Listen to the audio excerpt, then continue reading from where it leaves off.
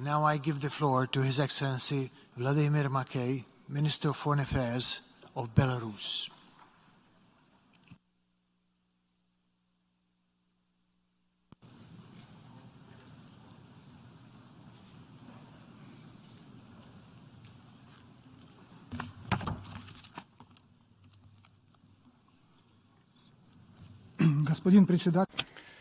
Mr. President, ladies and gentlemen, for more than 6 months, the world has been living in the shadow of the conflict in Ukraine.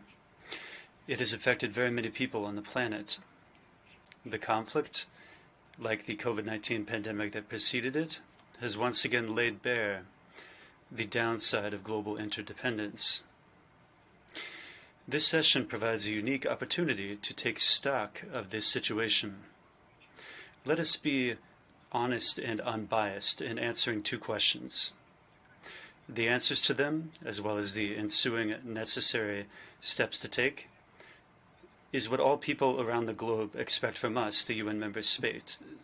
First, what were the root causes of the conflict in Ukraine? Second, what needs to be done to stop that conflict and prevent anything similar from recurring? Mr. President, we are convinced that the conflict in Ukraine stems from a wider geopolitical chaos.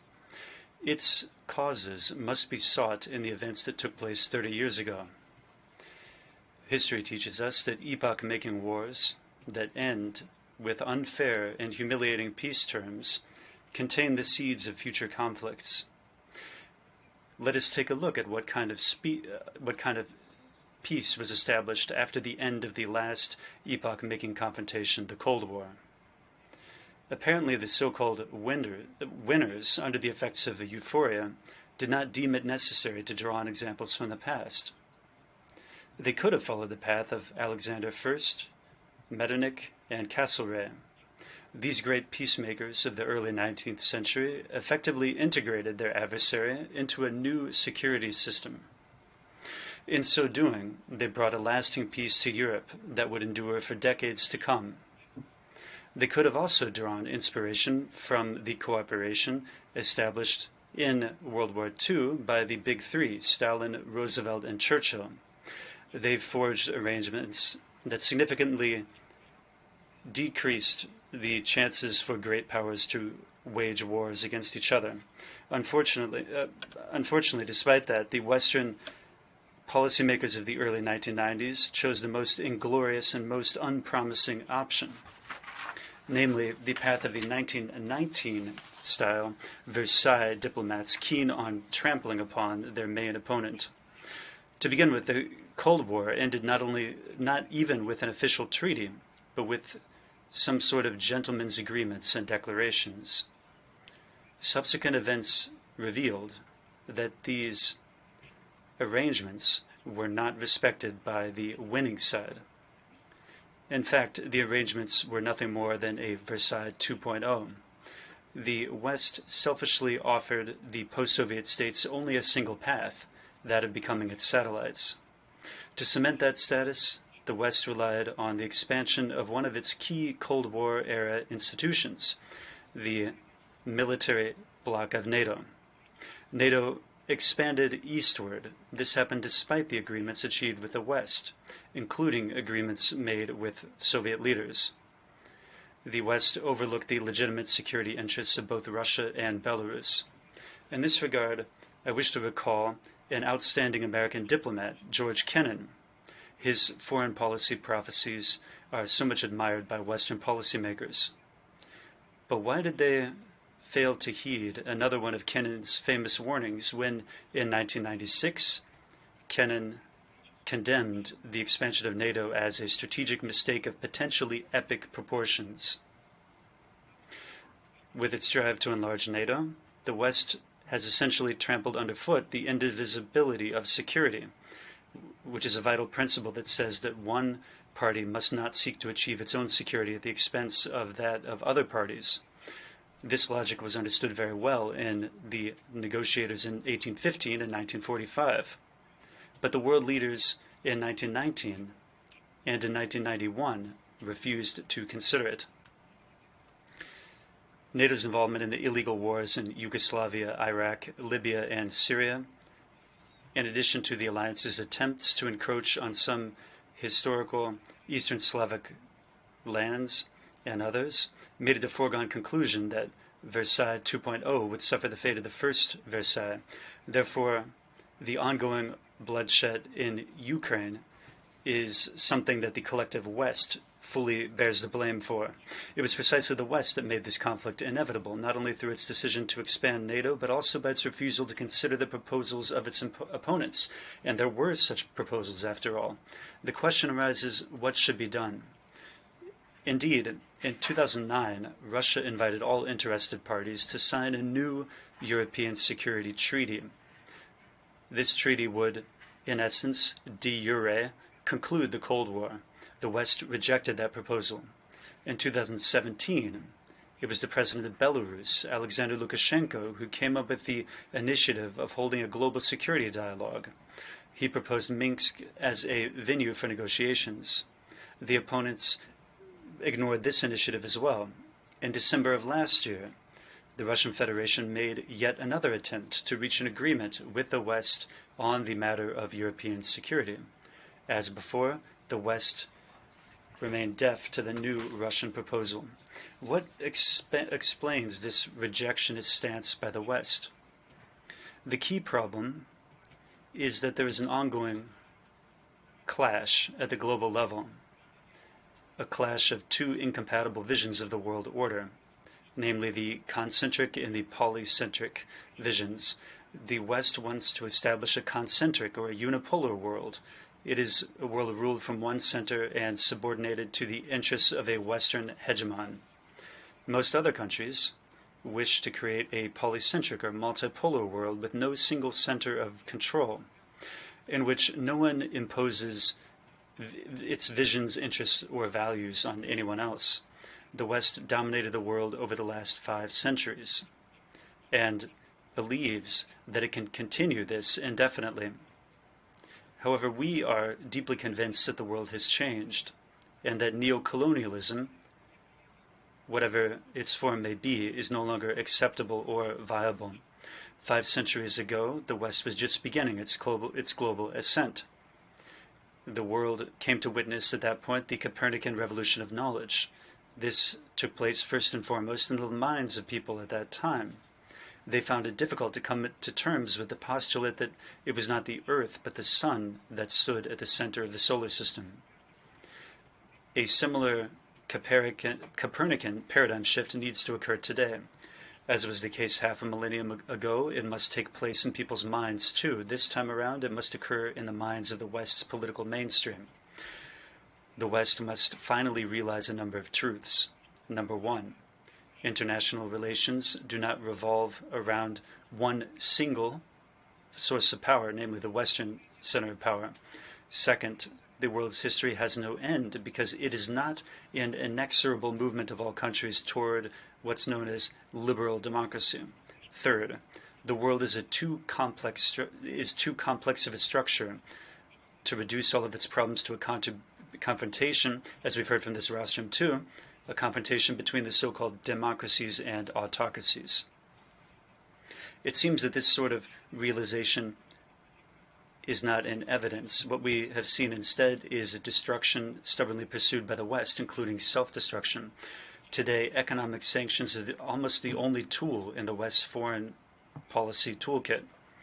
An impression arises that for Europe and the United States, the indicator of the effectiveness of sanctions is the very fact that they've been introduced. And in this regard, we see a substitution of concepts. The key objective has not been achieved, whereas the sanctions keep living a life of their own. What common sense does the West invest in economic sanctions it imposes against other countries? Without any trace of hesitation, the goal has been stated loud and clear. The aim is to achieve a change of power in various countries through food riots that will emerge as a result of sanctions. This calculation has largely turned out to be a failure. Most countries have not joined the sanctions. Many states under sanctions, such as Belarus and Russia, are largely self-sufficient.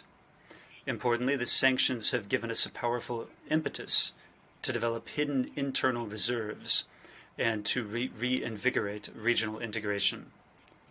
So there's no doubt that we will weather the storm. In the same way as the freedom-loving Cuba has been surviving illegal sanctions for over 6 decades. But these sanctions have had 2 negative implications. Their sponsors could hardly have foreseen those. First, they reduced the supply of fertilizers and food from the countries under sanctions. The result of this is that the poorest people in developing countries are suffering from it. Suffice it to say that the prices in these countries over the last half year have increased by 300%. And there is a fertilizer shortage of over 2 million tons. Secondly, the sanctions have had a boomerang effect hitting the West itself. No matter how some may swagger today, ordinary people in Europe, unfortunately, will have to freeze through the upcoming winter. It's high time for Western countries to resort to common sense and return to dialogue and cooperation. Even in this current situation, Belarus stands ready to embrace dialogue and cooperation on equal terms without any preconditions or pressure. Mr. President, Belarus has spoken a lot everywhere about the conflict in Ukraine, as many other countries have done. We cannot do otherwise. This conflict is happening at our very doorstep. We're very sad to witness how the fraternal Ukrainian people has fallen victim to the collective West's geopolitical games. We are convinced that the origins of Ukraine's specific problems should be sought in 2004, when the West managed to carry out the first color revolution in this country. The Orange Revolution, a decade later, firmly secured the status for Ukraine as an anti-Russia. Instigated by the United States and their allies, for 8 years, Ukraine has been exterminating the people of Donbass for no other reason than that the local people want to speak their native language, Russian. But the West does not need Ukraine, neither as a member of NATO or as a member of the European Union. Its new patrons are simply using it for their own great game against Russia. Today, Ukraine is paying the price in blood because its politicians bought into this deception, disregarding the historical brotherhood of the 3 East Slavic peoples, Belarusians, Russians, and Ukrainians. But it is never too late to admit and to correct one's mistakes. For Belarus, which itself went through the genocide of the Belarusian people during the Second World War, it is unbearably painful to see the chaos in our neighboring country and the suffering of ordinary Ukrainians. Ever since 2014, we have continued to make every possible effort to bring peace to Ukraine. It was our country in particular that became associated with peace in Donbass when the Minsk agreements were adopted in 2014 and 2015, right after the outbreak of hostilities in Ukraine last February. It was the president of Belarus in particular who managed to get the parties to the conflict to sit down at a negotiating table. Again, this was on Belarus soil. Belarus hosted 3 successful rounds of Ukrainian-Russian negotiations. These opened up real prospects for settling the conflict. Regrettably, this process has since stalled. We remain deeply convinced that both a ceasefire agreement and a comprehensive strategic peace settlement around Ukraine, in a broad context of regional and global security, can be achieved only at the negotiating table. There is no alternative to talks. Otherwise, all of us will get a new third Versailles. As a neighbor and an affected country, Belarus should be an integral part of the negotiation process and the final security guarantees. Mr. President, we very much hope that the tragic events in Ukraine will compel the collective West to realize rather quickly that changes in international relations need to happen are irreversible. In fact, the sooner this happens, the sooner peace can be brought to Ukraine and other hotspots, and the sooner we can lay the foundation to forge a new, just world order. As a crucial step in this process, the global security dialogue in the true spirit of San Francisco is needed in our view, which the president of Belarus clearly stated as far back as 5 years ago. We have consistently highlighted the key role of great powers in this effort. Yet, unfortunately, we see today that apparently they are hearing and understanding one another rather poorly. There's not the slightest hint that they're ready to move away from recriminations. Perhaps the time has come for the countries representing the developing world to collectively take on the lead in global security with all of the energy and dynamism they displayed with such great success nearly half a century ago in advancing the idea of a new international economic order. We believe that precisely now, the non-aligned movement and BRICS, as well as the regional integration unions, are on the rise, and they need to get involved directly in matters of global peace. Yes, it's true that today, unfortunately, we do not have a clear concept on safeguarding peace and security of our planet, because the world has become so complex that a multitude of diverse challenges defy any one single framework. What is more, the mechanisms for neutralizing these global challenges that were put in place in the context of the preceding geopolitical realities are lagging behind or stalling altogether. The task facing humanity today is to ensure that our civilization moves toward a new multipolar world order without being destroyed. This is exactly what the priority must be for our common actions at the United Nations. It is in this direction, provided we want to survive at all, where we must seek consensus and promptly forge new adequate response mechanisms. It is for the sake of this objection that we must stop mutually destructive rhetoric and put an end to the fatal total confrontation that leaves no room for diplomatic efforts. But this can be done only by responsible world leaders who, to use the figurative expression of Henry Kissinger, have a sense of direction and mission. And leaders with these qualities are bound to emerge on the world stage. Our present state of mind was well captured by Martin Luther King over half a century ago. He said, quote, "We are now faced with the fact that tomorrow is today. We are confronted with the fierce urgency of now in unfolding life in history. There is no such thing as being too late. Let us act, lest it become too late." Belarus, for its part, stands ready to play the role of a vigorously committed and responsible stakeholder in security processes at the global and regional levels alike. Thank you for your attention.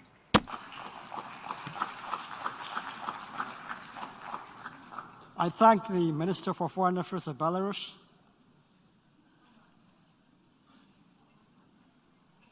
I now give the floor to His Excellency